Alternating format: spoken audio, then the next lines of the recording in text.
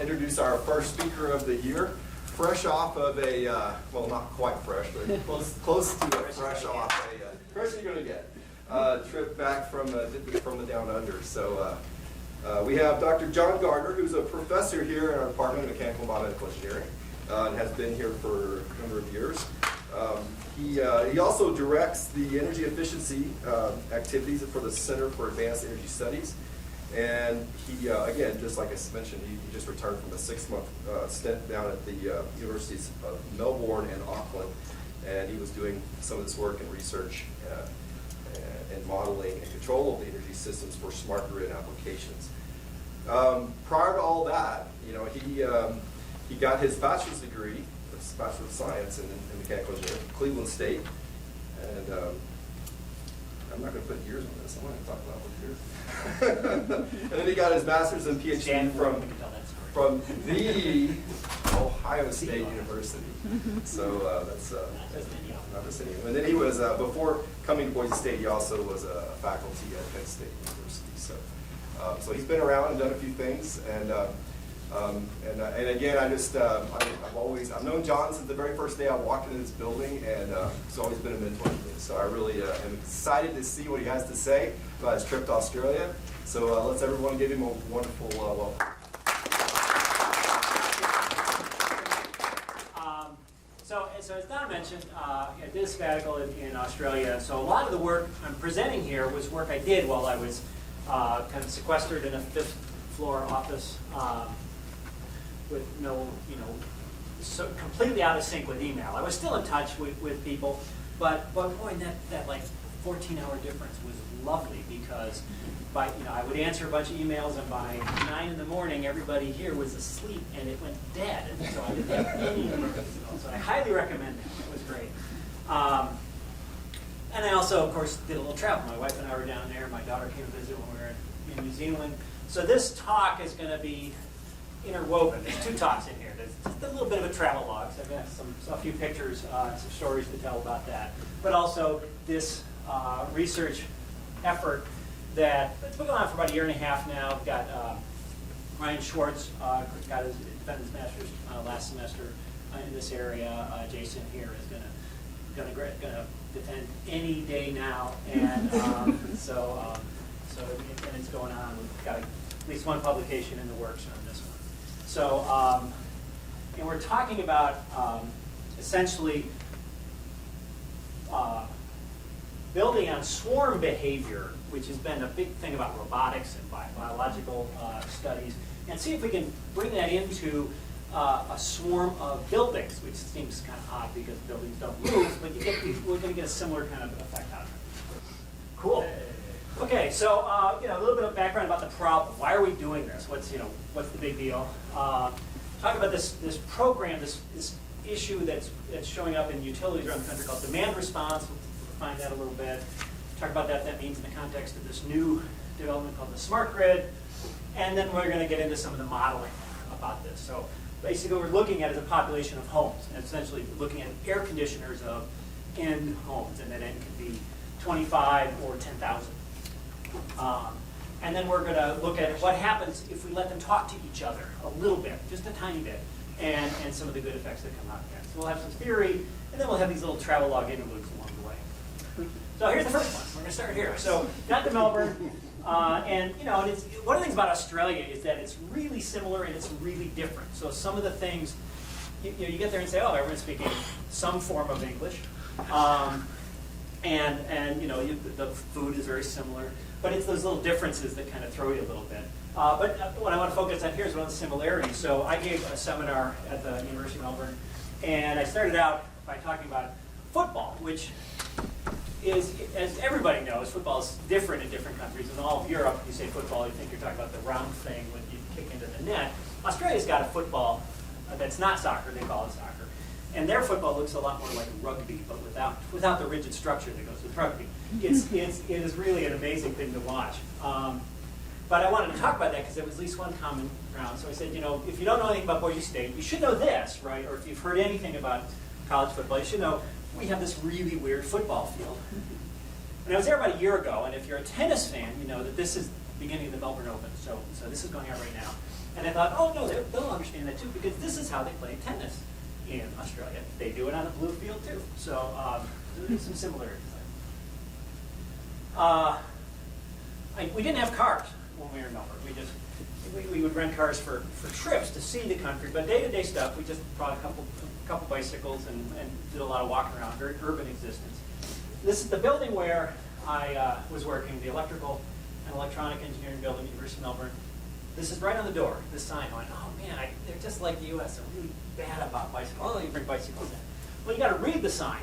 It says, don't ride your bicycle into the building. And I go, okay, well, I think it was interesting that to tell somebody that. I'd like to know what you know, there's probably a name associated with that rule. But there was a nice difference there, is that, you know, I walked into the open work area where all the grad student cubes are, and there's 7 or 8 bikes lined up alongside the cubes. So, and bicycle commuting in Melbourne is, you know, at least for me, I felt like I was jumping into the Tour de France. You know, there were just, you know, there were these pelotons of people going 25 miles an hour, and zipping by. And, you know, you got a same-sized bike lane, parked cars here, and, you know, cars and trucks passing right alongside, and they're passing you in this bike lane. You know, so you've got to keep a really tight line when you're riding there. Okay, back to the seminar. You know, I don't want to rehash this problem too much, but we know one of the problems with the transition to renewable energy is that solar and wind are variable, and the whole grid, everything about the grid and how it operates and how we regulate it, really is built around coal-fired power plants. 1882 was the first electric utility started by Thomas Edison in Manhattan. Big coal-fired power plant, big coal-fired steam engine. By the way, he did that. He didn't say, oh, electricity is going to change the world, that's why I'm going to do it. He did it to sell his light bulbs. So, because you can't just sell a light bulb if you don't have anything to plug it into. So he said, well, we'll do that too. So it's the first truly vertically integrated business model. The grid itself has hardly any energy storage capacity. Now, you've probably heard that before, but when you think about it, as the grid operates, when you flick a switch, there's a generator somewhere that just made a little bit more electricity. I mean, that's how tight it is. And so that variability really screws up the utilities. Utilities have a tough job. They have to be constantly balancing load and generation. And they've always historically kept their hands off the load. They give it to us. They say, you guys do whatever you want with electricity. We'll meet that need. Where we're headed towards now is to continue to do that with wind and solar, we're going to need batteries. So you've heard a lot about grid-level batteries and energy storage. But where I'm headed from is like, well, what happens if we change the model a little bit and let the utilities get a little bit of control of the load? So there's some interruptions in the generation. Maybe they work with us as the consumers to change the way we use electricity. So that's this big category called demand response that you'll hear me talk about a lot today. So there's some rule about energy policy talks or energy talks that say that if you're going to be talking about renewable, you have to use the duck curve. So this is the duck curve, and as soon as you flashed up there, I'm sure you understood exactly why it's called that. That image is hard to get out of your head. This gives us a lot of information about how the grid operates. So this is a day's worth of load in the California grid on one day, March 31st, for several sequential years. So this gray line I want you to focus on right now. And what this shows is a very typical pattern over a 24-hour period for an aggregate load for many hundreds of thousands, if not millions of customers. So you see a low end here at 3 in the morning, not surprising. 6 a.m., the coffee pots go on, the lights go on, the showers come on, all the businesses open up. I'm never quite sure what's happening here. I just call it the siesta slump. And then you get home, you cook your dinner, you got Netflix, you fall asleep in front of the television, and the day goes, and it continues. That's a very, very typical picture for this time of year throughout the country. And this great, really predictable pattern is what makes it possible for utilities to do this really hard job of meeting our needs. So between 2012 and 2013, they installed a whole lot of rooftop solar in California. Now, rooftop solar is generally behind the meter, which means the utilities don't really control it or don't even see it. What they see is that their load pattern suddenly changed. Now in 2013, this is the load they have to meet because, as we know, the solar generation is going to be really high in this region. So that happened, and then when they came back, there was some load growth, so that the peak in the evening is now higher than it was a year ago, even though the load down here was a lot lower.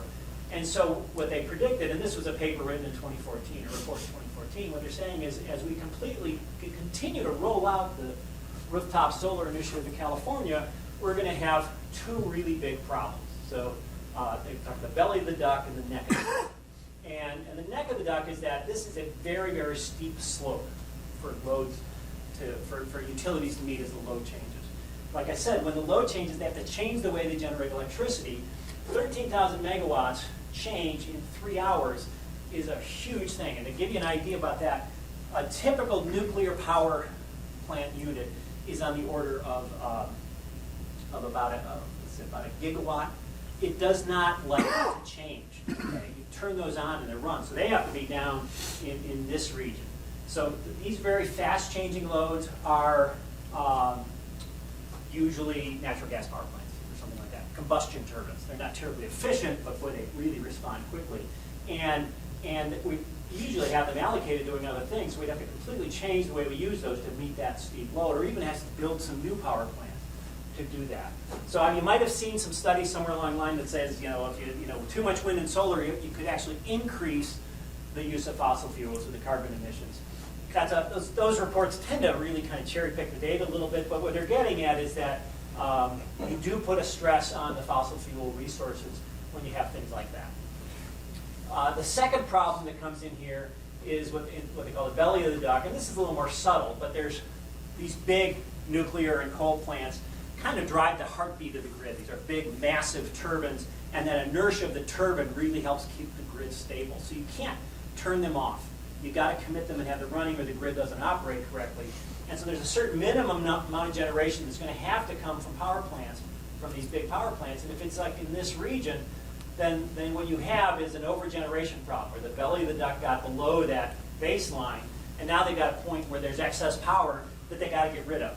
Like I said, there's very little storage. As they deploy more batteries, that might take care of the problem, but for now there's no storage, and they have to send it somewhere. And you get this really weird situation that does happen where they pay people to take electricity. And the thing is, so electricity has a negative price, and just to kind of point that home, you would make money if you had a giant toaster in the desert that you just said, okay, I'll take that now, plug it in, and just let it get hot, and they'll pay you to do it. Okay? Probably not the best use of our resources, but that's part of one of those weird things that comes from the way the grid operates. I was in Australia, so I found this report where they have the same problem with rooftop solar. It doesn't look quite so duckish, but you get the same idea. You get the belly and the steep neck, and they're running the same problems.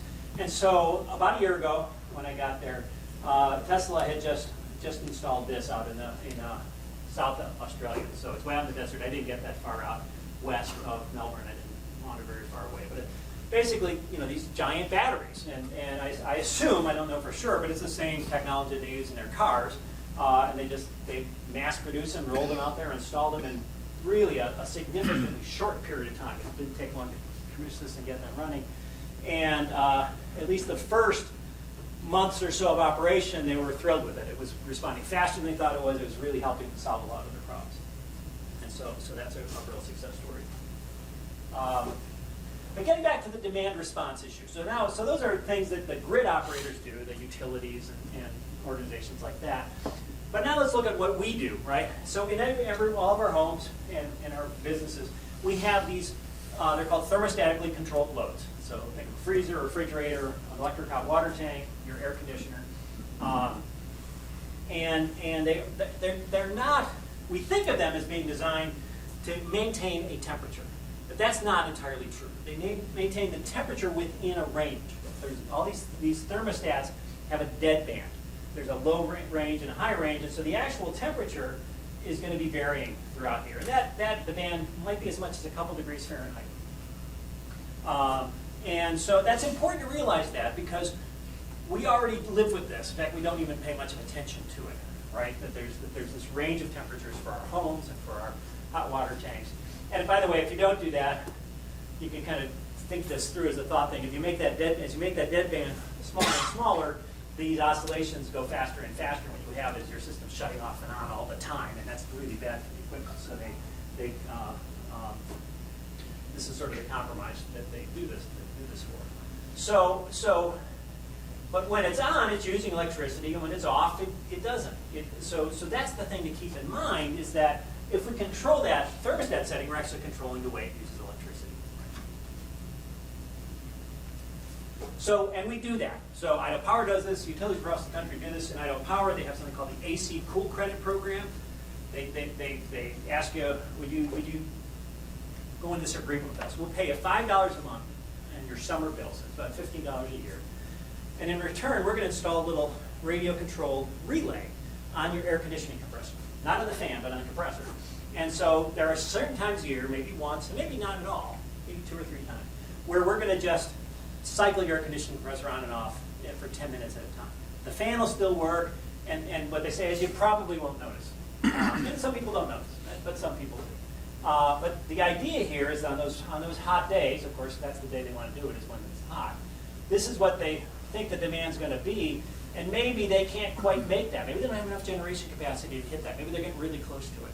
And so they could buy that electricity on what they call the spot market. They could ask anybody in the western U.S. or Bonneville Power, hey, you got some more electricity we can buy from you? And they say, sure. What's it worth to you? Because it's a spot market, and if there's more demand for it, it drives it up. And so where we pay 8 cents a kilowatt hour, and they might sell their hydro for 2 cents a kilowatt hour, buying that on the stock market is in the dollars per kilowatt hour range. So it's really expensive.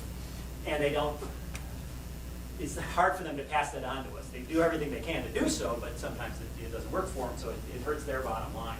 And so what they do is they call dispatch the demand response. They start cycling these air conditioning compressors off, shedding load, making it easier for them to load. So that's a kind of the coarsest but most common example of demand response, and it's fairly effective to an extent. One of the problems they have is it's very hard for them to recruit people to do that. I kind of joke around that there's 2 entities people really love to hate in Idaho. It's the federal government and it's the utilities, right? And it's sometimes which is worse. It depends on the day, I suppose. But so there's a bit of a distrust about that. So here's one of the technical problems that arises from that. So you have a population of homes, and let's say you shut off the air conditioners for a minute. So if you're just monitoring the part of the load associated with the air conditioners, that load goes to 0. Now before it went to 0, there was some randomness to this. Of this N home, say 10,000 homes, some were on, some were off. When they were clicking on and off, it was randomly distributed. And the point is they were not coordinated. They were not synced up. You turn them all off, and suddenly they're synced up. They're all doing the same thing, because when you release the demand response event, 10 or 15 minutes, they're all going to go back on. So prior to demand response, the load, so this is in kilowatts and this is time, the load was a little bit bumpy but fairly even. You turned it off, so for 15 minutes you had no load, but look what's happens after you return it. You've got twice as much load. It's like your problem just got worse. And not only did it get worse, but now they're synced up for a while. So they're bouncing up and down, giving you headaches for hours to come, right? This is an extreme example to kind of drive the point home, but that phenomenon is well documented. And so they have to go through great gyrations in the way they deploy these programs to make sure that doesn't happen. But that's the problem we're trying to solve through a different way. So I'm going to show you the result of a simulation, and we'll talk about the simulation. We'll see a lot of pictures like this, little movies like this, but I think it's worth pointing this out. So on the bottom graph, this is time in hours along here. This is a load in kilowatts here. And for the students in the room, say, yeah, I know I didn't label my axes. Sorry about that. The top graph is different. Top graph has a normalized temperature of the thermostat along the x-axis and the state of the thermostat in the y-axis. State of the thermostat only takes on 2 values, 0 off or 1 on, right?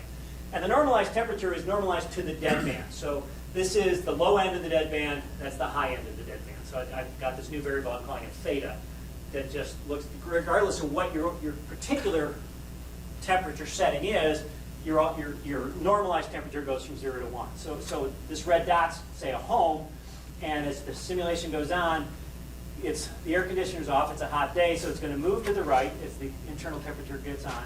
It gets to the top end of the deadband, the thermostat set up, time to turn the air conditioner on, so you jump to that line. And as the air conditioner's on, you cool down, and you get down to the 0, and it turns it off again. And so homes just make this really boring little lap, this cycle on here set by the thermostat. And if it was just one, this would be pretty boring, but this is a large number of homes. I can't remember exactly how many, but hundreds of them. I think it's 400. And so you're going to see a whole lot of red dots, and I start with the red dots fairly evenly distributed along the temperature and along the on or off scale. And MATLAB animations are cool. That's one thing you get to do on sabbatical, is just really dive into stuff. So there they are, moving around, and there's the load. Here's the demand response event. They all shut off, and they go back on again, and now we see them. What they did was they clumped together. We brought them together. They're not heavily clumped, but they're a lot more clumped than they were before. The longer the demand response event, the more they come together. And at the end, I show this little kind of a histogram showing how many minutes the homes spend in different temperatures. So it's fairly evenly distributed along there. That little tail here above 1 was the demand response event. As the air conditioners were off, some of them got hotter. You saw the red dots going off to the right part of the screen. And that's something that we want to minimize, but it's also an inevitable part of a demand response. Okay, so we'll see more pictures like that, but I wanted to introduce that to you now. So, okay, now another travel interlude. So one of our first trips was down to Tasmania, which is an island off the south coast of Australia, closer to Melbourne, but far enough that you have to fly to it. It's also one of the states of Australia. And it is an amazing place. We spent a week there. I wish we had spent a lot more time there, but there's a few pictures of that. This is actually from the mainland. This is off the south coast of, along what they call the Great Ocean Road between Melbourne and Adelaide. Looking south, this is a very typical, really rugged hillside, lots of greenery, a typical day in the South Pacific. If you keep going in that direction for a really long time, the only thing you're going to hit is Antarctica, but that's a typical view of that. This is the island of Tasmania, one of the national parks, called Cradle Mountain. This was a hike we did around this lake. Lake is Dove Lake. This is Cradle Mountain. There's the cradle, there's the baby's head, if you're really imaginative. There's probably a better angle where it looks more like that, but that's why they call it that. There's a long hike, like a 10-day hike, that starts at the, where was it? I think at the southern end of this national park, and you go through all these hikers' huts along the way, and ends up here. We just did the end of it. This was an amazing place because there were wallabies and wombats running all over the place, and you know, wallabies are like tiny little kangaroos, about rabbit size. Wombats are like nothing you've ever seen. The closest thing we have are badgers, but these guys are even more built like a tank than a badger. And they can move fast. Don't challenge a wombat. So they were everywhere. That's a wallaby. They are completely naive to people so far. They haven't learned anything yet. This guy was, 6 feet off the trail, and we sat there looking at him for a long time, and he just kept doing his thing. We didn't try to get any closer. They're also really naive about cars, unfortunately. If you're driving those roads, you see a lot of former wombats or wallabies. Okay, so back to the equation. So this is an engineering seminar. I gotta have a difference equation. That's the rule. So we're modeling these homes as these really simple entities. First order system. Basically, it's a thermal mass with an insulated envelope around it. Whatever's in the home, the structure of the home, the people, the furniture, is the thermal mass, and your thermostat's trying to maintain that temperature. And then the building envelope is the insulating layer. So we make this huge simplification. There's a resistive element, the insulation, the capacitive element, the thermal mass. There's an outside temperature, T infinity, the inside temperature. There's the capacitance again. Q bar is the capacity of the air conditioning system. We usually use it, you think about it in tons. You have a 3-ton system or a 5-ton system. But it's BTUs per hour or kilowatts, right? And M is a discrete variable that represents the state of the compressor. Is it on or off, right? So it's a fairly simple differential equation. First order, there's the derivative. What makes this a little more complicated is that this guy is a discrete variable. So most of your theory about differential equations assumes we have continuous variables. So this makes it a little trickier. And not only that, but if we realize what it is, it's a function of the temperature, right? So there's really a feedback loop. The thermostat implements a feedback loop for M, and that feedback loop is this big, ugly nonlinearity, right? because of the deadband. So as the temperature warms up, it goes to here to turn on. It comes up here, it cools down, and so it's this. From a mathematician standpoint, it's a multi-valued function, which is a really bad thing for differential equations. It really makes it much more complicated.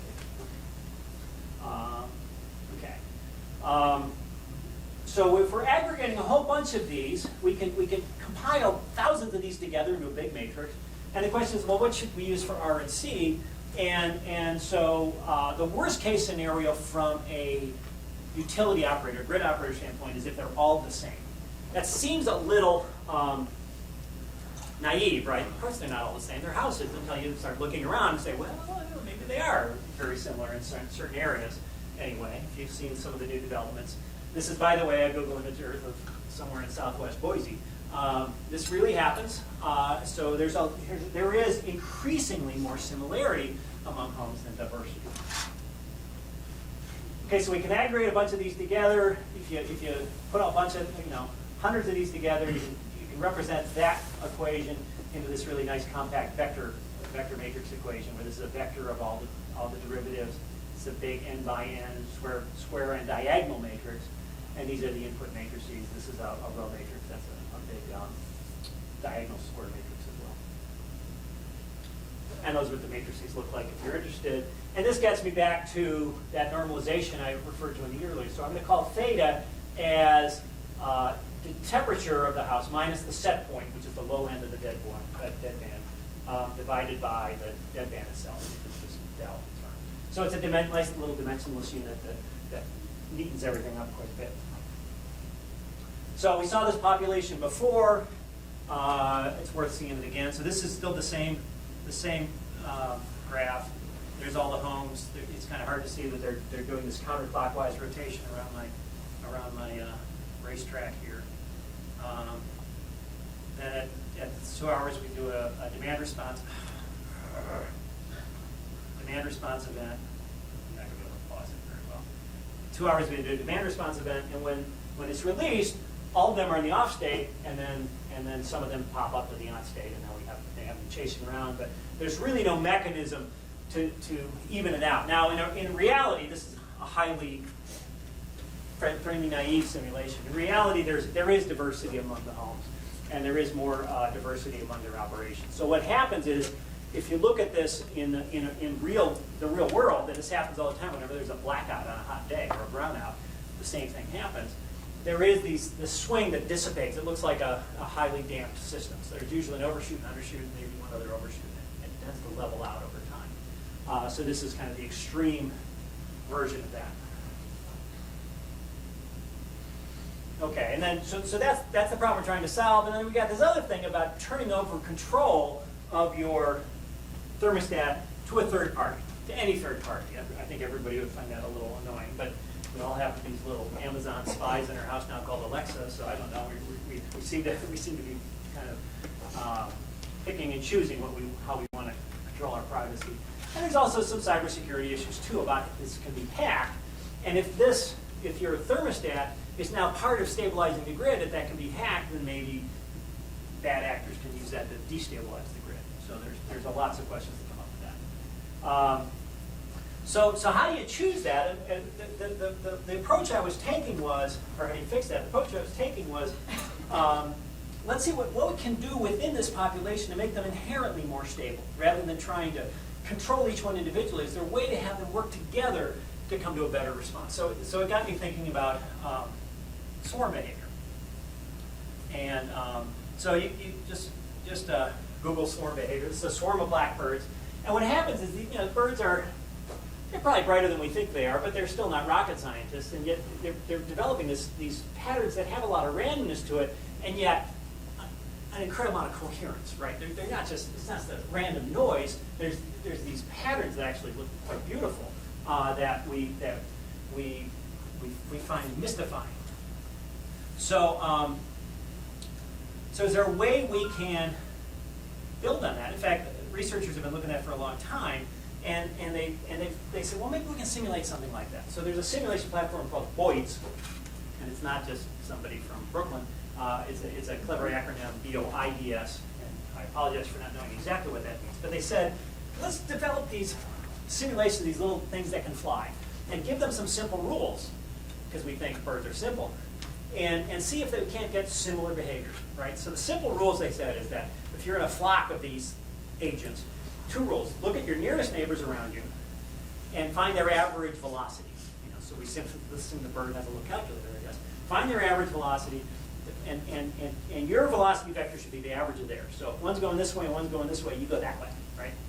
And the other rule is if you get too close, move back. So you center yourself from your neighbors, right? So you keep some space. And those 2 things seem to have nice intuitive sense. In these flocks, the birds generally don't seem to be bumping into each other, so they seem to have a way to keep space, and yet there's some coordination, right? And so they developed these simulations that look like this. So some, and I don't know the part about how they're following the green dots, and there's a little more going on to it than that, and there's also some behavior to not hit the red dot, the red ball. But you see this sort of pulsing behavior that we saw in the actual flocks of birds, in the actual swarms. And so, and I don't know what's going to come up next. So that's that behavior. When you have these simple rules that just don't seem to have any implication for global behavior, but you get this interesting global behavior. That's called emergent behavior, and it's the basis of a lot of technology. I would say a vast majority of what's going on in artificial intelligence, the deep learning and artificial neural networks, is based on that very same phenomenon. You know, in artificial neural networks, the neuron is a really simple little algorithm, but it's nonlinear. If it was linear, you could put as many as you want together, and you could still predict exactly what they're going to do. When they're nonlinear, all bets are off. You start getting elements of chaos theory, and really strange things can happen, and sometimes really good strange things can happen. So that's kind of where I was coming from on this. So let's go back to our group of homes. Let's not worry about the colors right now. And say, well, what if they, instead of just talking to the utility, still having the utility turn off their compressors, what if they could talk to each other a little bit? So I decided to do this sort of grid. It's called a lattice grid, where your 2 next door neighbors, the one across the street and the one that shares your back property line, and you're gonna open a line of communication between the thermostats. And right now, the only thing we're sharing is one bit of information, which is the on-off state of the compressors. So you know the on-off state of all your neighbors' compressors. And I think there's right away there's this like sort of privacy issue, right? It's like, hey, why should I, that's none of their business. Unless, of course, you realize that those air conditioning compressors are sitting on a pad outside their window, and all you got to do is open your window and look over their fence and say, oh yeah, their compressor's running. So that's kind of public information anyway. But now we're going to make it in a form that can be used by our algorithms.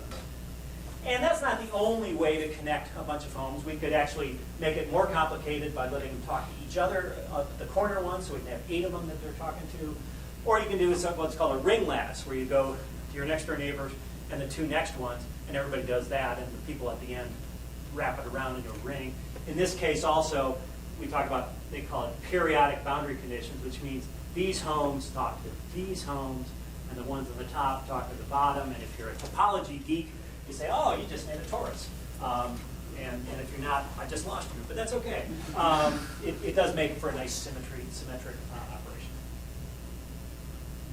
Okay, so very simple rule. We're going to create a new variable. So M sub I is the state of the thermostat or the compressor for the I house, right? And in addition to M sub I, we're going to create this new variable, M sub I tilde, which is the average state of the houses around them. So it's very simply defined. Just sum up those 4, divide by 4, and you get a number that's 0, that's 0.25, 0.5, 0.75, or 1, depending on how many of them are on. You don't care which one's on or off, just how many of them are on. And we'll use that to change the behavior of your thermostat. We're going to modify your thermostat based on what's going on around the house. And to basically say, the more that are on, the more likely yours is to be off, right? So we're kind of inhibiting the behavior of your air conditioner based on what the neighbors are doing. And the neighbors have the same rule, okay? So now we've got a whole other set of thermostats that are now in this sort of mesh, right? They're all this one big connected thing here.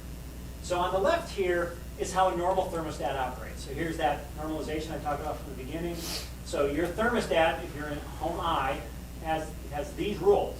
That if the theta gets bigger than 1, so it gets too hot, you turn the thermostat on. If it gets less than 0, meaning it's pretty cold already, turn it off. And if it's not in either of those conditions, just leave it where it was. Okay? So it's fairly straightforward. What I'm saying is let's calculate this M tilde and let's modify this a little bit. So it'll turn on if theta is bigger than 1 plus M tilde times some gain value, call it K. And turn it off if it's less than Km tilde. And you'll see what happens if you think about, this implements a deadband of theta going from 0 to 1. This shifts my deadband up a little bit depending on how big my K is and how many other units are on around you. Okay? So I basically created a way to sort of automatically shift the thermostat setting a little bit, nudge it up a little bit, if there's a lot of demand, a lot of other things going on in the house, or in the houses around you. So if you're a controls person, you realize, hey, this is, this thermostat I mentioned earlier, this is a feedback loop, because the compressor impacts the temperature, and theta is the temperature, right? So I've got something that impacts the temperature as a function of it. That's feedback. So right away, your alarm bells are going to say, hey, that could go unstable. And I've got a gain value. And so there's probably a value of gain K that's too high, that makes bad things happen. It's the technical term for that. So we have to analyze this. We want to find stability. Unfortunately, nearly all theories about stability, the simple ones, the ones that are easy to implement, are for linear systems. And as I mentioned before, I have a very ugly nonlinear system here. So what do? Well, there's these very complicated, mathematically intense methods for looking at stability of nonlinear systems, which frankly made my head hurt. When I looked at this graph, I said, hey, what if I do this? What if I linearize this? And say, well, yeah, the thermostat does that, but what if we envision a thermostat that operates in this linear fashion? So it's essentially a proportional control within the deadband. Then all of a sudden now, I replace this discrete variable m with another temperature variable, theta, saying that now the amount of air conditioning you have isn't just 0 or full capacity, it's a linear motion in here. And by the way, many high-end air conditioners are going this way. They're not just on or off. You have variable speed compressors, and so this is actually not that far from reality.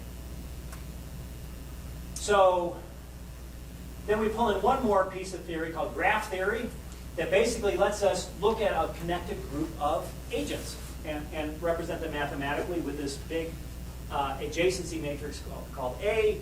It's a big n by n matrix. It's got zeros or ones in it. There's the element ij is 1 if there's a connection between agent I and agent j, and it's 0 if there's not. Right? So it's a big sparse matrix with just ones and zeros in it.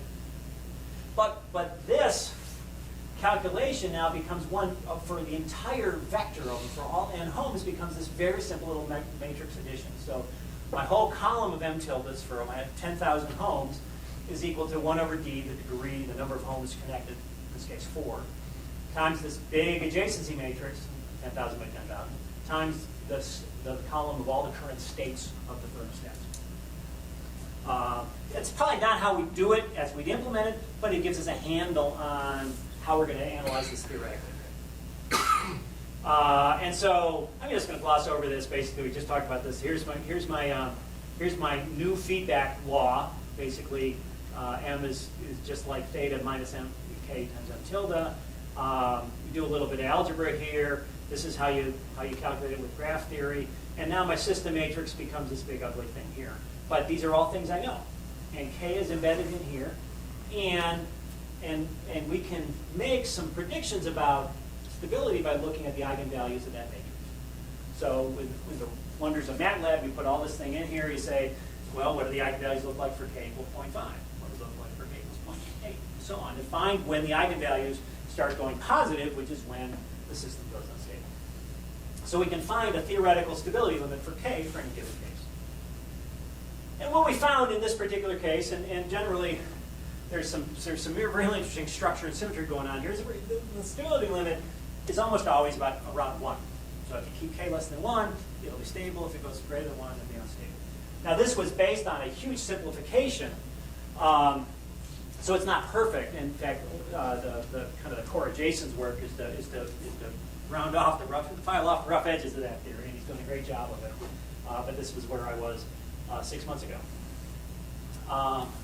So we're going to see how that works. But now let's talk about Northern Australia. So we flew up to Cairns, which is how they pronounce Cairns, is how we would call it. But they get to call it because it's their city. So it's up by the Great Barrier Reef. So it's up on the northwest coast. So it's very tropical, along rainforest. We did go out to see the reef.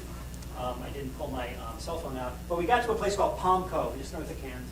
And we were walking along the beach and we saw this sign. And the sign says there might be stingers in the water. Now these are clearly jellyfish, but they're special jellyfish. They've got neurotoxins in their tentacles that could indeed kill you if you had got too many of them and didn't get enough care. And then there was this one, which I thought was really interesting. Yeah, crocodiles may be present, but have a nice day. So we got back to our Airbnb and we talked to our manager and said, we saw this sign about crocodiles, and he rolls his eyes. He says, God, I wish they hadn't done that. He said, the last person that got eaten was, and I don't think I heard what he said after that, because I don't think there's any way to finish that sentence that's going to make me feel good about it. But this is what they live with on a day-to-day basis. There's all sorts of things in this country. And these aren't like, caimans. These aren't these guys. These are, 13-foot things that can actually eat a person and do on occasion. Nevertheless, so I got away from the coast. I said, I'm going to go mountain biking. So this is, there was actually the World Cup mountain bike competition was held on these trails about 5-6 years ago. No, I didn't go on all the trails, but I went on the blue ones. And so here's the mountain bike I rented. And I want to point out this tree back here. It's quite a bit up the trail. It's pretty big. And here's the tree here. And I didn't get any closer, and I think you can see why, because this guy is on that tree. So that's a monitor lizard. There's his tail here, and there's his nose here, and there's his forelegs. And that's, like I said, that's a big tree. This guy was about 5 feet, nose and tail. They're not generally aggressive. I wasn't going to test that theory. They're also not venomous, but what they did say is that they're carrion eaters. So their mouths and their claws, if they've been eating lately, are covered with things that you don't want to get exposed to. So they do like to scratch, and those scratches can be really hard to recover from. So I watched him from a safe distance. I said, I guess that's better than a crocodile. And then was up on the trail, and I had to stop to take this picture. Oh no, this was another hike with my wife. That's my wife by that. That's Barb up the road here. Blithely walking right by that. She said, was there a sign back there? And these aren't garter snakes or bull snakes. These are, I think, every snake in Australia, every species of snake is venomous. We didn't see that either, but we have some of those. Oh yeah, this was the one on the mountain bike ride, right? So okay, no snakes, no monitor lizards, no crocodiles, but beware of the trees. It's like, really? The trees? They have some of these trees are called wait-a-while trees. They have these long tendrils that come down and drape down close to the ground, and they're covered with little recurved thorns. So, and those thorns have toxins in them. So if they happen to be hanging down over a mountain bike trail and you hit them at 20 miles an hour, what they do is go, the trail was well trimmed. I wasn't really exposed to any of that, but I just had to think, man, how do people live in this country? Okay, so end of that interview. So this was, I'm not going to show this, this is the same simulation, same animation you've seen twice before. But now what I'm going to do is I'm going to say, okay, we got 400 homes and a lattice graph. And remember, I thought stability would be limited at about 1. But I'm pushing this a little bit above 1 right now. And the same thing is going to happen in 2 hours. I'm going to have a 15-minute demand response event, and then I'll release it. But at that point, they're going to start talking to each other, right? With that arrangement. And remember, the peak went way off the graph last time when they weren't talking to each other. So this is what happens with the new approach here.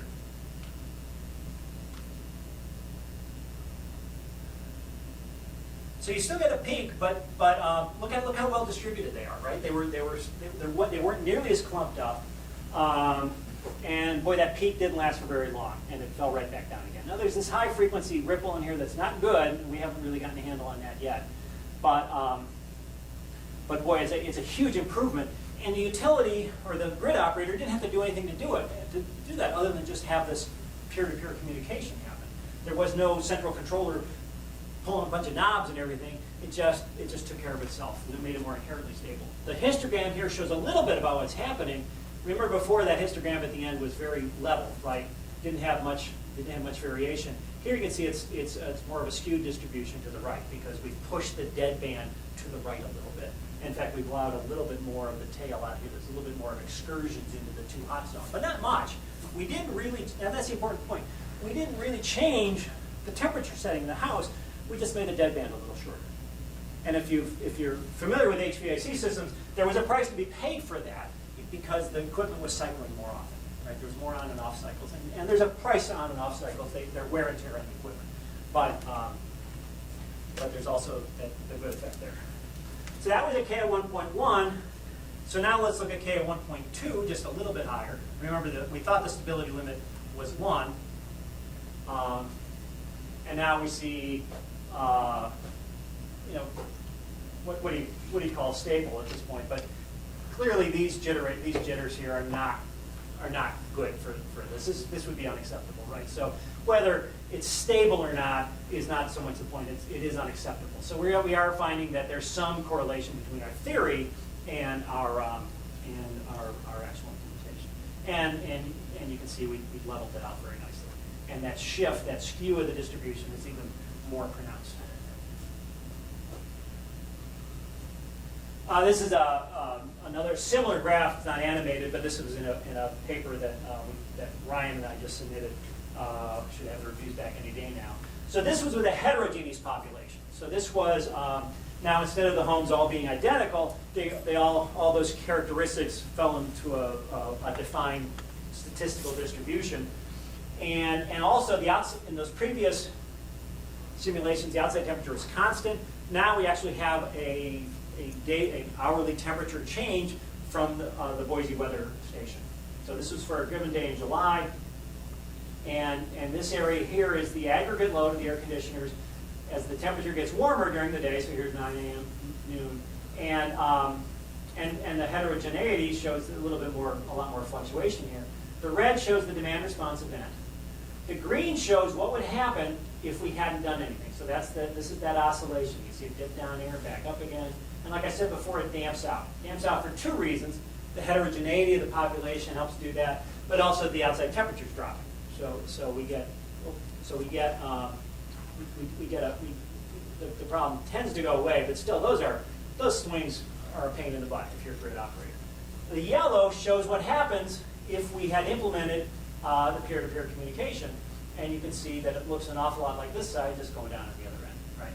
So we really wiped out that bad. We have a little bit of a peak right here. You can see it up here that wouldn't have happened if we hadn't had the demand response. But boy, that's really small compared to, say, that one. The lower graph shows the temperature traces of all the homes, normalized, this theta normalized from 0 to 1. And so you see at the beginning of the day, some of them were were out of the comfort zone, but they all, as they got up, they all stayed within the comfort zone. Here's the demand response event. Some of the population popped above it. And here, what we see is that this peer-to-peer communication is just making that deadband about half as wide as it was before, and then after a while it relaxes and goes back to where it was. So again, this is This is behavior that we didn't necessarily plan, we didn't program that into it. We would call it, it emerged from those simple set of rules. So clearly that peer-to-peer communication is not something we can deploy willy-nilly. It can destabilize, it can cause a problem. We have to develop more theory to understand that better. But it certainly provides some beneficial emergent behavior. These very simple modeling tools we put together gets us partially there. Ryan and Jason have done a great job of pushing that ball further down the field. Particularly Jason's now working in discrete time instead of continuous time. And the stability predictions are getting much, much better. And then the part we're still kind of struggling with is these high frequency components. And there's always issues associated with that. But we've got some really nice work on that as well. One last, those were all pictures of Australia. This interlude we went to North Island of New Zealand for a month. It was very nice. We were pretty busy. We only did 1 day trip out of that, and it was raining like hell the whole weekend. So we didn't take any pictures of rain. But then we went down to Christchurch, which is on South Island. That was our home base while we traveled around. And it was mid-June to mid-July, which is their winter. And they have a line of mountains that go down the middle of the island called the New Zealand Alps. And that's Mount Cook. The day before, it had snowed pretty heavily. The roads were in pretty bad shape. We were able to get up there, and it's a beautiful sunny day. And did about a 3-hour hike back through suspension bridges, glacier rivers running under us, and an awful lot of tourists. We were not alone, but it was still pretty fun. So that's kind of the part I want to get. I used most of my time. There's other projects we're working on. If you're interested, look me up. We can talk about what I've been working on here. And I think I just have, and then the acknowledgements, of course, Ryan Schwartz and Jason Kawada. Jason's here in the room. Travis Pruitt's been working on some other work with vapor compression cycles. Suk Juno is postdoc working with me over in Yankee. And then Chris Manzi he's a professor of engineering at University of Melbourne. He's the chair of the electrical engineering department. Will Clark was his grad student working on some really interesting microgrid control. And then Galvan Zachary was my host at the University of Auckland. And so one last picture, Lake Maporika in New Zealand. That's a real picture. I took that with an iPhone. And it is just, it really looks like that. It is a lot of New Zealand look like that. So that's it. I'm sorry I took way too much time, more time than I thought, but I'd be happy to answer some questions. Thanks, sir.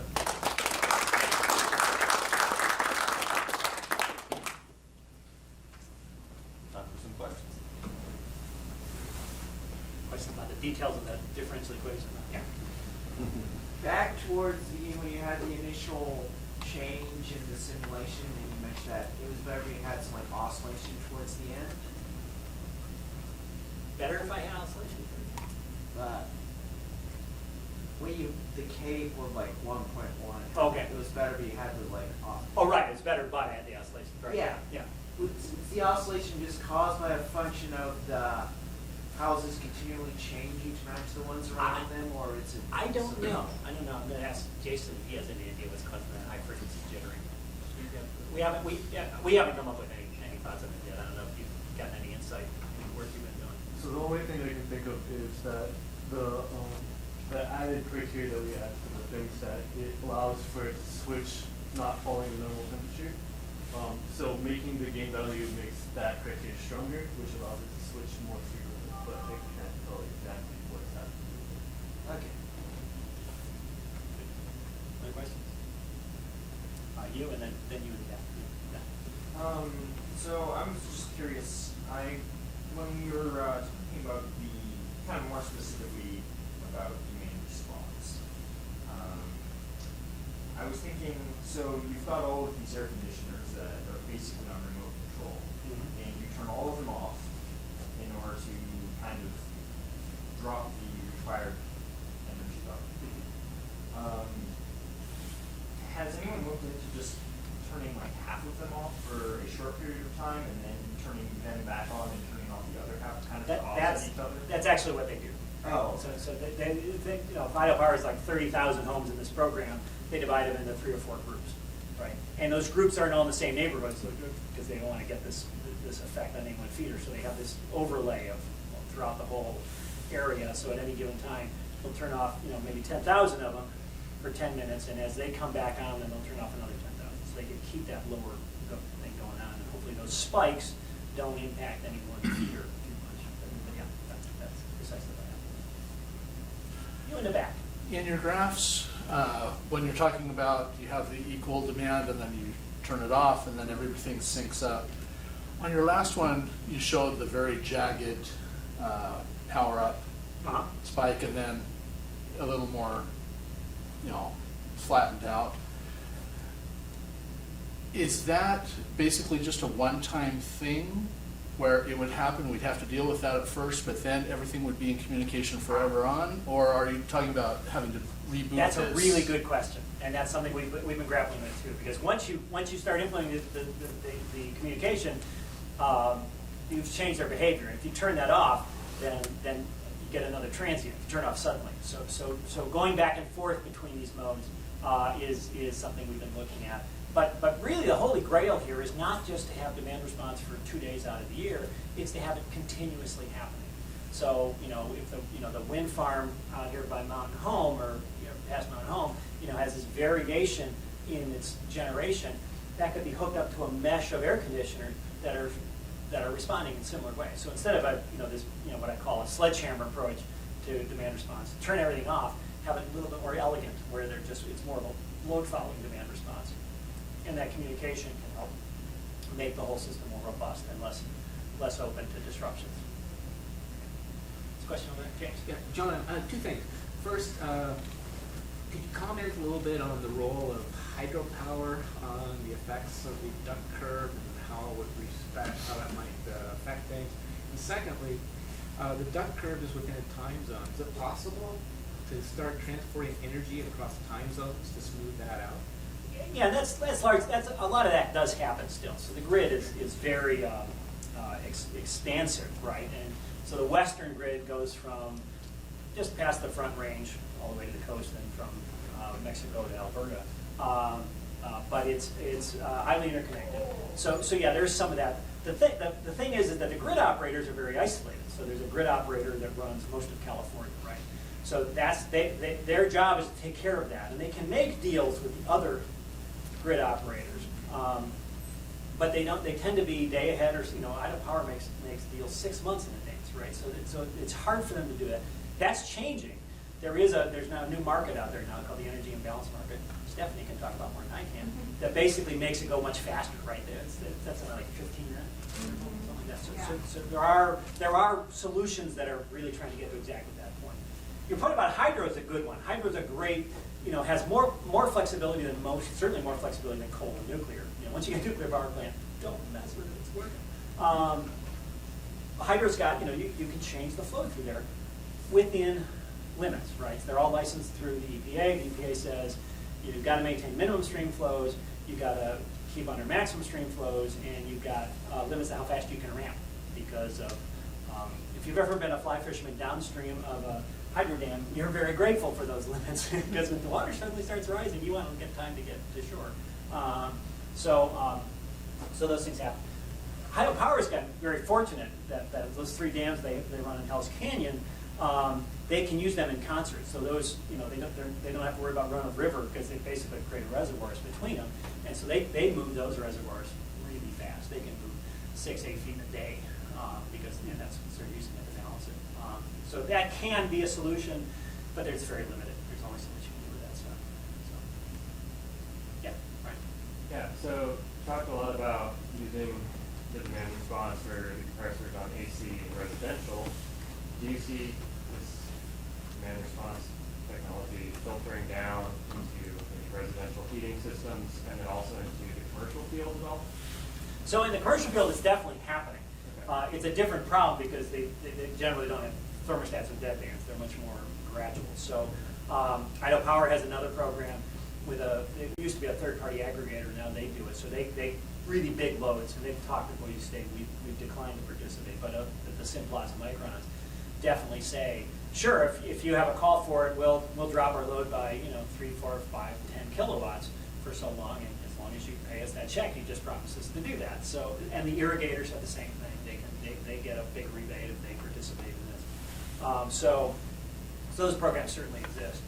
In terms of the smaller loads like the hot water tanks, there was a project done in the Pacific Northwest as part of the stimulus package after the recession in 2008, where they put controllers on hot water tanks all throughout the Bonneville Power Administration. But those controllers were responding to the grid frequency. Grid frequency at 60 hertz is fairly constant, but there are some fluctuations, and if it gets low, it starts getting a little under 60, it means you're a little underpowered, and you have to pour a little power in the grid. But what you could do is you could have all the hot water heaters kick off for a while, right?